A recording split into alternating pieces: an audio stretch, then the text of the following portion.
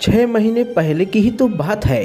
सुनैना बिहार से भोपाल आई थी। विजय की उससे कॉलेज में जान पहचान हुई थी, जो धीरे धीरे दोस्ती में बदल गई थी।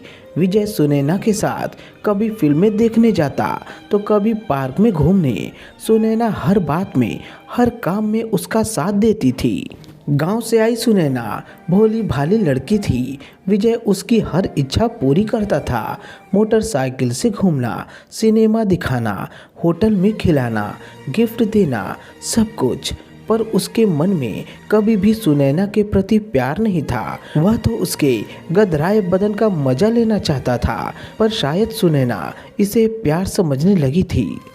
जब विजय को लगा कि सुनैना उसके प्रपोजल में फंस चुकी है, तो उसने धीरे धीरे अपने पर फैलाने शुरू किए।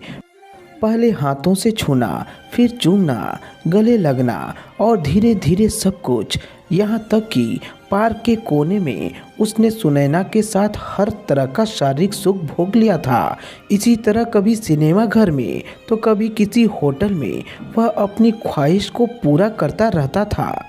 विजय सुनैना के शरीर के बदले उस पर खर्च करता था और उसकी नज़र में हिसाब बराबर हो रहा था। पर सुनैना की बात अलग थी। वह विजय को अपना प्रेमी मानती थी और उससे शादी करना चाहती थी। एक बार सुनैना को महसूस हुआ कि विजय के साथ जिस्मानी रिश्ता बनाने से वह पेट से हो गई है। उसने उसे बताया था, विजय, मैं तुम्हारे बच्चे की माँ बनने वाली हूँ। यह सुनकर विजय चौंका था, पर जल्दी ही सहज होकर उसने कहा था, अभी हम दोनों को पढ़ाई पूरी करनी है। किसी लेडी डॉक्टर से मिलकर इस समस्या से छुटकारा पा लेते हैं।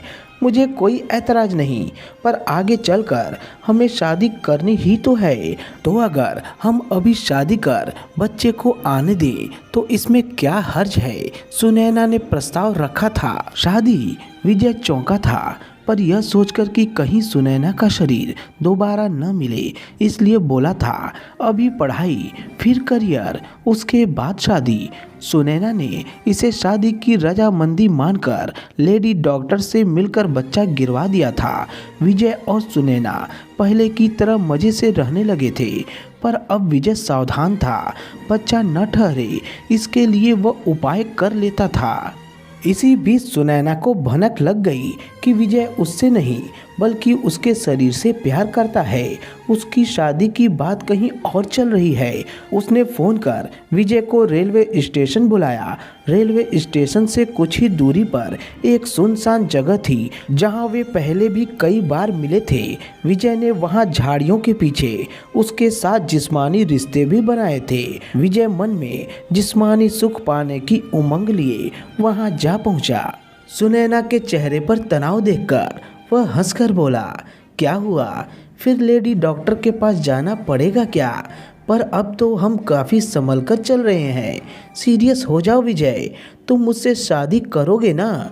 सुनैना ने उदास होकर पूछा था। पागल हो रही हो? अभी शादी की बात कैसे सोच सकते हैं हम? विजय जोश में आकर बोला था।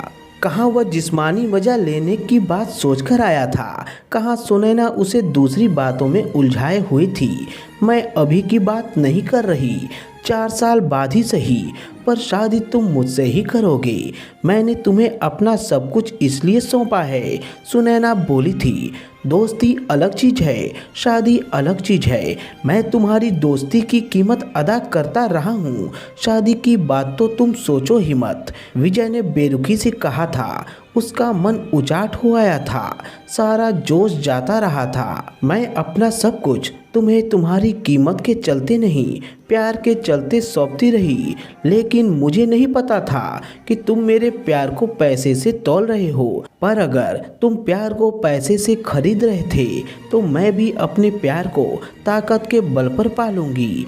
मेरे चाचा और मामा नक्सली हैं, जब चाहे तुम्हें और तुम्हारे परिवार को मिटा सकते हैं। कहते हुए सुनैना को गुस्सा आ गया था। विजय सुनैना की बात सुनकर डर गया था। वह जानता था कि सुनैना जहां से आई है वहां नक्सलियों का अड्डा है। वह आए दिन नक्सली वारदातों की खबरें अखबार में पढ़ता था। कुछ दिन पहले ही विजय के परिवार वालों ने किसी लड़की से उसकी शादी की बात भी चला रखी थी। उसे लगा अगर सुनैना जिंदा रहेगी तो रंग में भंग डालेगी। उसने झपट कर सुनैना की गर्दन पकड़ ली और उस पर तब तक दबाव बनाता गया जब तक उसने शरीर ढीला नहीं छोड़ दिया। विजय को अभी भी यकीन नहीं हुआ कि सुनैना ने दम तोड़ दिया है, तो उसने अपनी बेल्ट से फिर से उसका गला दबा दिया। वह चुपचाप अपने घर आ गया। विजय मन ही मन घबराया हुआ था, पर जिस जगह पर उसने सुनैना की लाश छोड़ी थी उधर किसी का आना जाना न के बराबर होता था। कौवे कुत्ते उसे नोचकर खा जाएंगे, यही सोचकर वह अपने मन को संतोष देता था। पर 2 दिनों के बाद एकाएक पुलिस ने उसे दबोच लिया। शायद किसी ने लाश की सूचना पुलिस को दे दी थी और पुलिस उस तक पहुंच गई। विजय पूरी तरह से टूट चुका था। जवानी की आग ने उसे जला दिया था। अब उसकी जिंदगी के अगले कई साल जेल की सलाखों के पीछे गुजरेंगे। जवानी की इस आग में उसके सपने, माँ बाप के अरमान सब भस्म हो गए। उसका दिल बराबर बस यही सोचता कि काश वह अपने मन को गलत काम के दलदल में न फंसने देता और अपनी पढ़ाई लिखाई पर ध्यान देता। तो दोस्तों, आपका क्या कहना है इस कहानी के बारे में? कमेंट करके हमें ज़रूर बताएं। वीडियो को लाइक कर दीजिए और इसी तरह की कहानियाँ लगातार देखने और सुनने के लिए हमारे चैनल को सब्सक्राइब करके घंटी को दबाकर ऑल पर सेट कर लीजिए, ताकि आने वाली वीडियो का नोटिफिकेशन आपके पास तुरंत पहुँचे। तो मिलता हूँ आपसे एक अगली वीडियो में, तब तक के लिए धन्यवाद।